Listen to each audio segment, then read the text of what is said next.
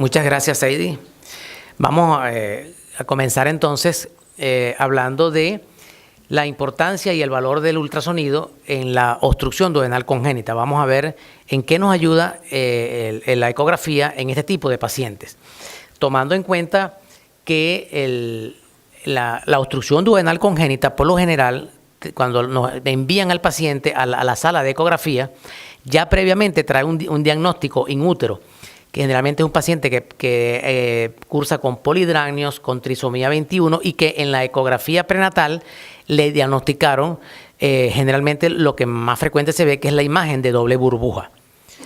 La obstrucción duodenal congénita tiene causas intrínsecas y tiene causas extrínsecas. De las causas intrínsecas, que son las más frecuentes, serían la atresia duodenal, el diafragma duodenal, la estenosis duodenal y el divertículo duodenal.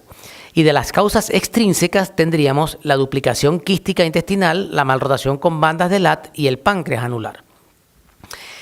De las causas más frecuentes de obstrucción duodenal congénita está la atresia duodenal, que se dice que está presente en 1 por cada 2.700 a 10.000 recién nacidos vivos. Está asociada a síndrome de Down en un 50% y el paciente va a cursar generalmente con vómitos biliosos, y ecográficamente lo más clásico es que vamos a ver la imagen en doble burbuja. Ok, estos son en útero, esto es generalmente lo que se ve el paciente dentro del embarazo, la imagen en doble burbuja. Esa es la principal causa de obstrucción duodenal congénita. De las causas intrínsecas, otra de las causas intrínsecas tendríamos el diafragma duodenal, que también es una imagen intraluminal, se observa de 1 por cada 10.000 a 40.000 recién nacidos vivos. Generalmente vamos a ver la obstrucción a nivel de la ampolla de Vater, y el paciente, por supuesto, como todas estas patologías, cursa con vómitos biliosos. Puede ser el diafragma completo o parcial. Generalmente lo más frecuente es que sea parcial. Y también vamos a tener la imagen de doble burbuja. Fíjense en este caso como tenemos el estómago dilatado, el píloro está abierto y la sed duodenal se dibuja completamente, terminando en una imagen en dedo de guante correspondiente al sitio del diafragma duodenal. Ahora, nosotros ecográficamente vemos el diafragma duodenal. No lo vemos. Vemos el sitio de la obstrucción y podemos decir con claridad, si termina en dedo de guante, que es altamente sugestivo de que se trate de un diafragma duodenal. Fíjense cómo vemos la imagen. Comparándola con la radiografía, el estómago dilatado, hay buen paso por el píloro, o sea, no hay obstrucción pilórica, pero a nivel de la tercera porción del duodeno se encuentra la imagen en dedo de guante correspondiente a donde se encuentra el sitio de la obstrucción. También podemos ver si hay malrotación intestinal o no, y vemos que la relación de la arteria con la vena mesentérica en este caso está normal. La vena mesentérica está a la derecha de la arteria mesentérica. Y aquí vemos la imagen en el video. Fíjense cómo el estómago está bien dilatado, hay buen paso por el antro pilórico y aquí comienza la dilatación hasta llegar a la obstrucción. Y no hay signos de malrotación intestinal en este paciente. Aquí tenemos otro caso de otro diafragma duodenal, el estómago muy dilatado, buen paso por el antro pilórico y aquí llega hasta donde se encuentra la imagen en dedo de guante. Apenas hay un pequeño paso filiforme acá, lo que nos indica que es una obstrucción parcial, no es total. Igual acá, fíjense el estómago dilatado, la sed duodenal y pues el pequeño paso filiforme, la imagen terminando en dedo de guante. Aquí tenemos otro caso del año pasado, tenemos el estómago dilatado, fíjense cómo hay buen paso por el antro pilórico, no está el píloro, no hay malrotación intestinal tampoco, la relación arteria-vena mesentérica es normal, fíjense acá, y aquí lo tenemos en el video, fíjense cómo hay paso del estómago, pasa por el píloro, y llega al duodeno y aquí está la obstrucción. Generalmente cuando termina en dedo de guante, con bastante certeza podemos decir que es un diafragma duodenal. Si terminara en una zona filiforme, generalmente entonces es una estenosis duodenal, como veremos más adelante. Y fíjense cómo hay reflujo desde el duodeno hacia el píloro, a la inversa, hay reflujo del duodeno hacia el píloro y hacia el estómago. Aquí tenemos otra imagen, fíjense cómo el píloro está abierto y el reflujo va desde el duodeno hacia el píloro porque la obstrucción se encuentra a nivel duodenal. En cambio, en la estenosis duodenal la imagen es muy similar, pero en vez de terminar en dedo de guante en forma redondeada, generalmente termina en forma filiforme. Entonces más puntiaguda la imagen. Pero el resto y la clínica es exactamente la misma, con vómitos biliosos a repetición. Y fíjense, pero como a diferencia del diafragma, fíjense la punta como termina en aspecto filiforme. altamente sugestivo de estenosis duodenal. Igual como en este caso, igual como acá. Igual el estómago dilatado, buen paso hacia el píloro, toda la sed duodenal dibujada. Aquí, cuando veamos el video, vamos a ver cómo se va afilando, lo que nos indica que es altamente sugestivo de que se trata de una estenosis duodenal. Fíjense acá cómo se va, ahí se va afilando. Eso es lo que nos lo diferencia ecográficamente del diafragma de la estenosis duodenal, pero prácticamente la clínica del paciente es la misma. Y si usted dice que puede ser alguna de las dos cosas, no hay problema porque la intervención quirúrgica va a ser prácticamente también la misma. Ok, ya hemos visto 3 patologías: estenosis duodenal, atresia duodenal y diafragma duodenal. Ahora vamos a ver la otra patología, el divertículo duodenal, que también es una anomalía congénita, produce vómitos biliosos, va a haber dolor abdominal y también se puede comportar, si es muy grande, como una masa abdominal. En el divertículo duodenal, por supuesto que hacemos el ultrasonido y vamos a complementar con las vías digestivas. Aunque generalmente se dice que el gol estándar debería ser el estudio de vías digestivas, sin embargo no siempre es así, y incluso ecográficamente podemos demostrar eventualmente la conexión del divertículo con el duodeno. Aquí tenemos que el divertículo duodenal se comporta como una masa mixta con mucosa ecogénica y halo hipoecoico. Toda masa mixta anecoica o ecomixta con mucosa ecogénica y halo hipoecoico nos indica que esa es una masa de origen gastrointestinal. A diferencia de lo como veremos más adelante del quiste de duplicación, el divertículo tiene peristaltismo. Nosotros logramos ver cómo cambia de tamaño, que eso no ocurriría con el quiste de duplicación. Y tiene contenido intestinal. En este caso tengo una bebé con vómitos biliosos a repetición y vemos esta imagen quística a nivel del hilio hepático. Fíjense que tiene la mucosa ecogénica y tiene un contenido ecogénico en su interior. Lo que nos llama la atención es que esta imagen quística va cambiando de tamaño. Lamentablemente no tengo el video acá, pero se puso más grande y cuando le complementamos con vías digestivas vemos la imagen correspondiente al divertículo. Aquí les muestro otro caso donde un niñito de 3 años con vómitos a repetición desde el nacimiento, estaba muy desnutrido. Él mismo hablaba y decía que él se tocaba una cosa aquí en el abdomen y que cambiaba de tamaño. Cuando vemos la imagen, vemos que tiene mucho contenido ecogénico, halo hipoecoico y mucosa ecogénica. Y vemos que hay conexión, esta es la luz del duodeno en transverso, y hay conexión con la luz duodenal. Aquí la vemos con mucho más detalle, la masa quística y la luz del duodeno. Si vemos el video, fíjense cómo podemos demostrar el aspecto filiforme de la conexión entre la masa y la luz duodenal. Este paciente, de todos modos, el cirujano no nos creía y se le hizo una tomografía. Y en la tomografía, con contraste, el contraste estaba muy espeso, muy denso y no pasó porque era una conexión muy filiforme. Y solamente se vio esa imagen quística acá, que la informaron con otra cosa menos que decía que era un divertículo duodenal. También se le hizo un estudio de vías digestivas, el cual no fue concluyente, por lo mismo, el contraste no fue bien preparado y el paso era filiforme.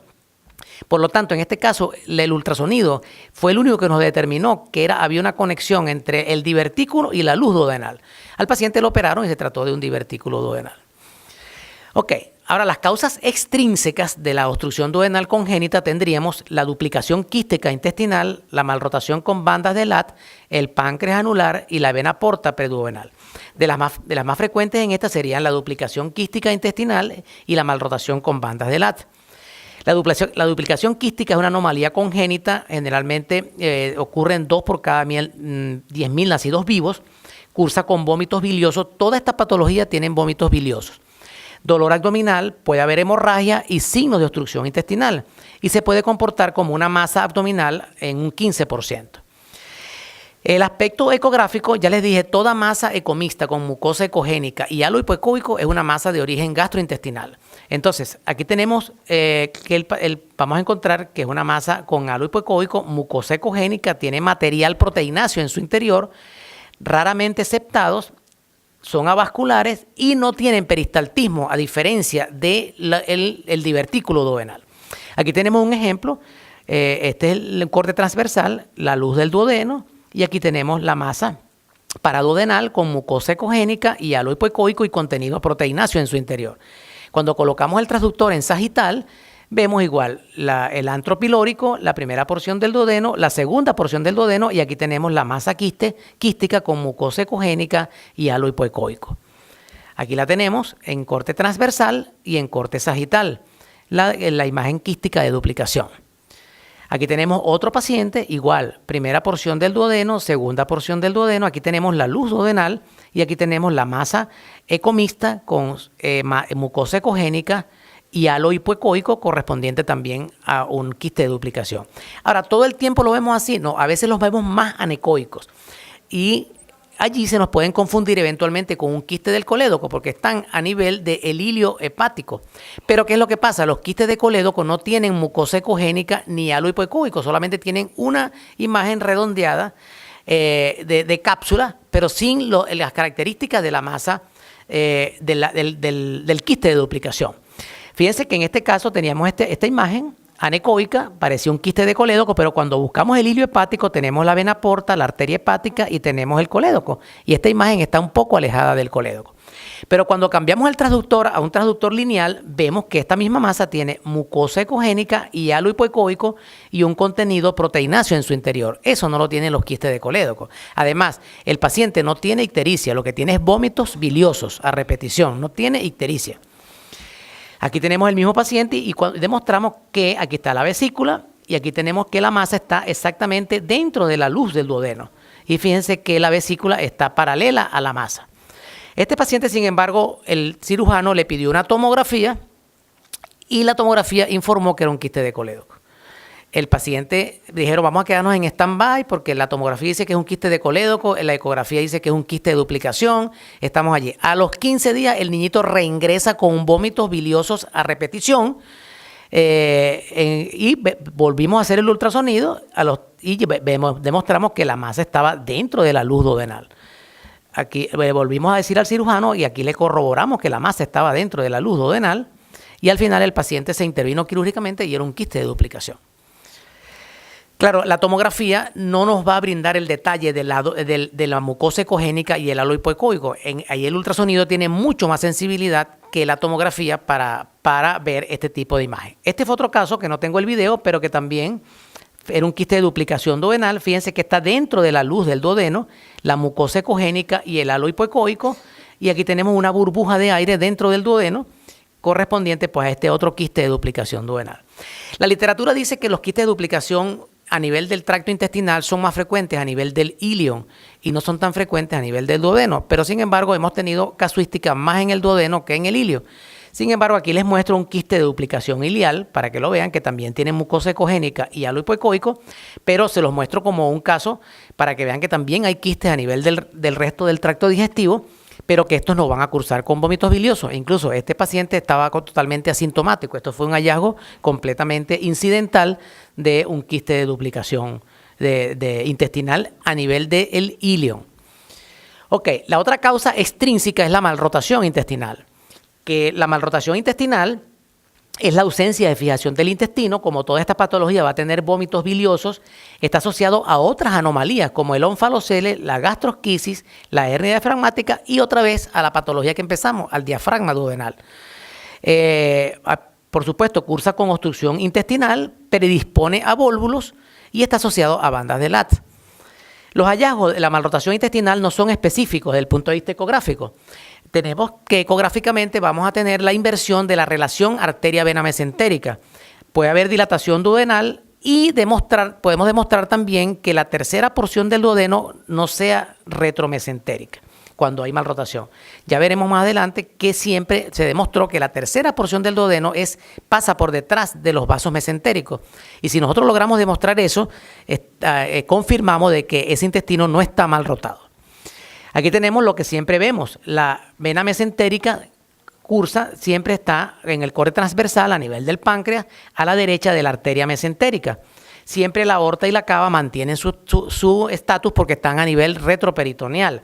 Cuando rota el mesenterio, rotan los vasos mesentéricos, entonces se nos invierte la relación. La vena mesentérica pasa a estar a la izquierda de la arteria mesentérica, como lo vemos acá. Fíjense, la arteria está a la derecha o la vena está a la izquierda de la arteria. Aquí lo vemos con el Doppler color. Fíjense cómo está totalmente invertido. El estómago incluso en este paciente está a la derecha, o sea que hay una malrotación gástrica y una malrotación intestinal. Se dice que cuando la arteria está debajo de la vena, no completamente a la derecha, se dice que se puede hablar de una malrotación incompleta. Como en este caso, vemos que la arteria no está completamente a la izquierda, sino que está debajo de la vena. Aquí les muestro un caso en vivo. Aquí tenemos un pacientico de 2 meses de nacido, vomitador, con vómitos biliosos. Cuando empezamos a hacer la ecografía, vemos indudablemente que la arteria no está a la izquierda de la vena, está debajo de la vena. La obstrucción está a nivel de entre la segunda y la tercera porción del duodeno y termina en dedo de guante, como lo vemos acá. Y fíjense la relación de la arteria vena mesentérica, una debajo de la otra. Fíjense cómo el duodeno está completamente dilatado y termina en dedo de guante. Recuerden que les dije que la malrotación intestinal se acompaña de diafragma duodenal. Y aquí vemos la arteria debajo de la vena. Entonces decimos que hay un signo de malrotación intestinal con obstrucción duodenal, altamente sugestivo, probablemente puede una malrotación acompañada de diafragma duodenal. Aquí lo tenemos, fíjense cómo termina en dedo de guante, lo que nos indica altamente sugestivo de que sea un diafragma duodenal. Cuando vemos el antro pilórico no hay problemas en el píloro está permeable, el estómago está dilatado y hay reflujo desde el duodeno hacia el píloro, como lo vemos acá mejor. Fíjense que aquí el paso por el píloro está muy bien, llega al duodeno, pero el duodeno está completamente dilatado. Por supuesto que hay un reflujo gastroesofágico severo y vómitos biliosos a repetición. Por lo tanto, pues este era un caso de malrotación intestinal con diafragma duodenal. Ahora, pero recuerden que también la malrotación intestinal predispone a vólvulos. Si tenemos un niñito recién nacido, como en este caso que les muestro, de 8 días de nacido, con vómitos biliosos a repetición y dolor abdominal, gran dilatación gástrica y obstrucción duodenal a nivel de la tercera porción del duodeno, cuando vemos que en la tercera porción estaba esta imagen de doble halo que era altamente sugestivo de que podía tratarse con 8 días de nacido de un vólvulo intestinal. ¿Cómo lo confirmamos? Le colocamos el Doppler color y en el Doppler color nos va a dar el signo clásico del remolino o del Whirlpool o del ventilador, porque vamos a tener pues que la vena mesentérica, como hay malrotación y el vólvulo, envuelve toda la vena mesentérica a la arteria mesentérica. Este es un diagnóstico que tenemos que hacerlo y es una emergencia quirúrgica. Este niñito tiene que ser operado urgente porque si no el paciente se puede complicar y puede hacer un infarto intestinal y se muere.